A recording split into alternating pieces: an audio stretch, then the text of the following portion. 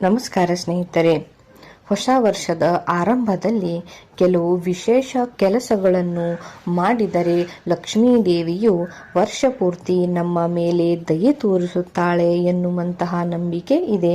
ಹಾಗಾದರೆ ಯಾವ ಪರಿಹಾರಗಳು ನಮಗೆ ಹಣ, ಉದ್ಯೋಗ ಮತ್ತು ವೈವಾಹಿಕ ಜೀವನದಲ್ಲಿ ಸಂತೋಷವನ್ನು ತರುತ್ತವೆ ಎನ್ನುವಂಥದ್ದನ್ನು ಈ ವಿಡಿಯೋದಲ್ಲಿ ಹೇಳಲಿದ್ದೇನೆ. ಸ್ನೇಹಿತರೆ, ಹೊಸ ವರ್ಷವು ಹೊಸ ಶಕ್ತಿ, ಹೊಸ ಭರವಸೆ ಮತ್ತು ಅನೇಕ ಸಂತೋಷಗಳನ್ನು ತರಲೆಂದು ವರ್ಷದ ಮೊದಲನೇ ದಿನ ನಾವು ದೇವಾಲಯಕ್ಕೆ ಹೋಗಿ ಪೂಜೆಯನ್ನು ಸಲ್ಲಿಸುತ್ತೇವೆ. ಹಾಗೆಯೇ ದೇವರ ಆರಾಧನೆಗಳೊಂದಿಗೆ ಕೆಲವು ವಿಶೇಷ ಕ್ರಮಗಳೊಂದಿಗೆ ಹೊಸ ವರ್ಷವನ್ನು ನಾವು ಪ್ರಾರಂಭಿಸಬೇಕು ಎಂದು ಕೂಡ ನಾವು ನಂಬಿದ್ದೇವೆ.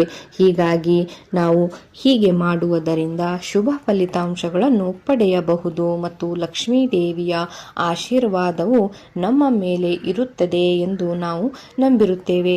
ಹಾಗೆ ನಮ್ಮ ಎಲ್ಲ ಆಶೆಗಳು ಈಡೇರುತ್ತವೆ. ಆದ್ದರಿಂದ ನಾವು ಹೊಸ ವರ್ಷದಲ್ಲಿ ಪ್ರಾರಂಭವಾಗುವ ಮೊದಲು ಕೆಲವು ಒಳ್ಳೆಯ ಕೆಲಸಗಳನ್ನು ಮಾಡಬೇಕು ಎಂದು ನಾವೆಲ್ಲರೂ ಯೋಚಿಸುತ್ತೇವೆ. ಸ್ನೇಹಿತರೆ, ಹಾಗೆಯೇ ನೋಡಿ, ಸಂತೋಷ ಮತ್ತು ಸಮೃದ್ಧಿ ನಮ್ಮ ಜೀವನದಲ್ಲಿ ವರ್ಷವಿಡೀ ಇರಬೇಕು ಎಂದಾದರೆ ನಾವು ಸೂರ್ಯದೇವನಿಗೆ ಅರ್ಘ್ಯವನ್ನು ಅರ್ಪಿಸುವ ಮೂಲಕ ಹೊಸ ವರ್ಷವನ್ನು ಪ್ರಾರಂಭಿಸಬೇಕು. ಸ್ನೇಹಿತರೆ, ಇದರ ನಂತರ ಗಂಗಾಜಲ, ಬಿಲ್ವಪತ್ರೆ, ಅಕ್ಷತೆಯನ್ನು ತಾಮ್ರದ ಪಾತ್ರೆಯಲ್ಲಿ ಹಾಕಿ ಶಿವನಿಗೆ ಅರ್ಘ್ಯವನ್ನು ಅರ್ಪಿಸಬೇಕು. ಈ ವರ್ಷ ಜನವರಿ 1ನೇ ಸೋಮವಾರದಂದು ಬಂದಿದೆ. ಸ್ನೇಹಿತರೆ, ಇದು ಶಿವನಿಗೆ ಅರ್ಪಿತವಾದ ದಿನವಾಗಿದೆ.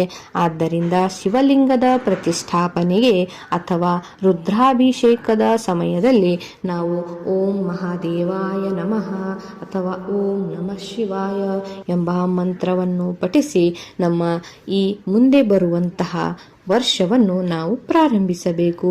ಸ್ನೇಹಿತರೆ, ಹೀಗೆ ಮಾಡುವುದರಿಂದ ವರ್ಷವಿಡೀ ಆರ್ಥಿಕ ಬಿಕ್ಕಟ್ಟನ್ನು ಉಂಟಾಗುವುದಿಲ್ಲ ಎನ್ನುವಂತಹ ನಂಬಿಕೆ ಕೂಡ ಹೇಳಲಾಗಿದೆ. ಅದೇ ರೀತಿಯಾಗಿ ಬಿಲ್ವಪತ್ರೆ ಮರವನ್ನು ಪೂಜಿಸಬೇಕು. ಸ್ನೇಹಿತರೆ, ಬಿಲ್ವಪತ್ರೆ ಮರವಿರುವ ಮನೆಯಲ್ಲಿ ಶಿವನು ವಾಸಿಸುತ್ತಾನೆ ಎನ್ನುವಂತಹ ನಂಬಿಕೆ ಇದೆ. ಆ ಮನೆಯಲ್ಲಿ ಧನಲಕ್ಷ್ಮಿಯು ವಾಸಿಸುತ್ತಾಳೆ ಎಂದು ಕೂಡ ಹೇಳಲಾಗಿದೆ. ಆದ್ದರಿಂದ ನಾವು ಹೊಸ ವರ್ಷದ ಮೊದಲ ದಿನದಂದು ಮನೆಗೆ ಉತ್ತರ ದಿಕ್ಕಿನಲ್ಲಿ ಬಿಲ್ವಪತ್ರೆಯ ಗಿಡವನ್ನು ನಾವು ನೆಡಬೇಕು. ಸ್ನೇಹಿತರೆ, ಇದು ಎಂದೆಂದಿಗೂ ದುಷ್ಟ ಶಕ್ತಿ ಗಳನ್ನು ಮನೆಯ ಒಳಗೆ ಪ್ರವೇಶಿಸಲು ಅನುಮತಿಯನ್ನು ನೀಡುವುದಿಲ್ಲ. ಅದೇ ರೀತಿಯಾಗಿ ನೋಡಿ, ಹಳದಿ ಸಾಸಿವೆಯಿಂದ ಲಕ್ಷ್ಮೀ ದೇವಿಯನ್ಗೆ ನಾವು ಒಲಿಸಬೇಕು.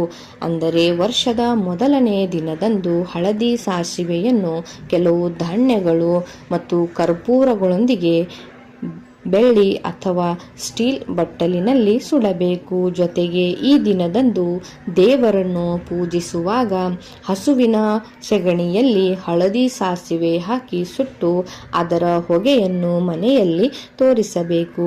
ಈ ಪರಿಹಾರವು ಲಕ್ಷ್ಮಿಯನ್ನು ಆಕರ್ಷಿಸುತ್ತದೆ ಎನ್ನುವಂತಹ ನಂಬಿಕೆ ಇದೆ. ಇದರಿಂದಾಗಿ ನಾವು ವೃತ್ತಿ ಜೀವನದಲ್ಲಿ ಬಡ್ತಿಯನ್ನು ಪಡೆಯುವ ಸಾಧ್ಯತೆಗಳು ಇವೆ ಎಂದು ಹೇಳಲಾಗಿದೆ. ಸ್ನೇಹಿತರೆ, ಈ ವಿಶೇಷ ವಸ್ತುಗಳನ್ನು ನಾವು ಮನೆಗೆ ತರಬೇಕು. ಯಾವ ವಸ್ತುಗಳು ಎಂದಾದರೆ ನೋಡಿ, ಹೊಸ ವರ್ಷದ ಮೊದಲನೇ ದಿನ ಅಥವಾ ಕೆಲವು ಆರಂಭಿಕ ದಿನಗಳಲ್ಲಿ ನಾವು ಮನೆಗೆ ದಕ್ಷಿಣಾವರ್ತಿ ಶಂಖ, ಏಕಾಕ್ಷಿ ತೆಂಗಿನಕಾಯಿ, ಹಿತ್ತಾಳೆ ಆನೆಗಳನ್ನು ನಾವು ಮನೆಗೆ ತರಬೇಕು. ಇದನ್ನು ಕೆಲಸದ ಸ್ಥಳದಲ್ಲಿಯೂ ಇಡಬಹುದು. ಇವುಗಳು ಶುಭ ಪರಿಣಾಮವನ್ನು, ಉದ್ಯೋಗ ಮತ್ತು ವ್ಯವಹಾರದಲ್ಲಿ ಉತ್ತಮ ಲಾಭವನ್ನು ನೀಡುತ್ತವೆ ಎನ್ನುವಂತಹ ನಂಬಿಕೆ ಇದೆ. ಪ್ರಗತಿಯ ಹಾದಿಯಲ್ಲಿ ಯಾವುದೇ ಅಡೆತಡೆಗಳು ಇರುವುದಿಲ್ಲ. ಗ್ರಹಗಳ ದೋಷಗಳು ಸಹ ದೂರವಾಗುತ್ತವೆ ಎನ್ನುವಂತಹ ನಂಬಿಕೆ ಇದೆ. ಸ್ನೇಹಿತರೆ, ಈಗಾಗಲೇ ಹೇಳಿದ ಈ ಪರಿಹಾರ ಕ್ರಮಗಳನ್ನು ಹೊಸ ವರ್ಷದ ಮೊದಲನೇ ದಿನದಂದು ನಾವು ಮಾಡಿದರೆ ನಮ್ಮ ಎಲ್ಲ ರೀತಿಯ ದೋಷಗಳು ಮಾಯವಾಗುತ್ತವೆ ಮತ್ತು ಸಂತೋಷ, ಸಂಪತ್ತು, ಸಮೃದ್ಧಿ ನಮ್ಮೊಂದಿಗೆ ಖಂಡಿತವಾಗಿಯೂ ಇರುತ್ತದೆ ಎಂದು ಹೇಳಲಾಗಿದೆ. ಸ್ನೇಹಿತರೆ, ನಾವು ಯಾವುದೇ ಪರಿಹಾರ ಕ್ರಮವಾಗಲಿ ಅಥವಾ ಯಾವುದೇ ಪೂಜೆಯಾಗಲಿ ಮನಪೂರ್ವಕವಾಗಿ ಆತ್ಮವಿಶ್ವಾಸದೊಂದಿಗೆ ನಾವು ಪರಿಹಾರ ಕ್ರಮಗಳನ್ನು ಮಾಡಿದರೆ ಅದರ ಫಲವು ನಮಗೆ ಖಂಡಿತವಾಗಿಯೂ ಸಿಗುತ್ತದೆ. ಸ್ನೇಹಿತರೆ, ಮಾಹಿತಿ ಹೇಗಿತ್ತು ಎಂಬುದನ್ನು ಖಂಡಿತವಾಗಿಯೂ ಕಮೆಂಟ್ ಮಾಡಿ ತಿಳಿಸಿ ಸ್ನೇಹಿತರೆ. ಹಾಗೆ ಇಂಥದ್ದೇ ಅನೇಕ ಮಾಹಿತಿಗಳಿಗಾಗಿ ಚಾನೆಲ್ನ ಸಬ್ಸ್ಕ್ರೈಬ್ ಮಾಡಿಕೊಳ್ಳಿ ಹಾಗೂ ನಿಮ್ಮವರೊಂದಿಗೆ ಶೇರ್ ಕೂಡ ಮಾಡಿ. ಧನ್ಯವಾದ.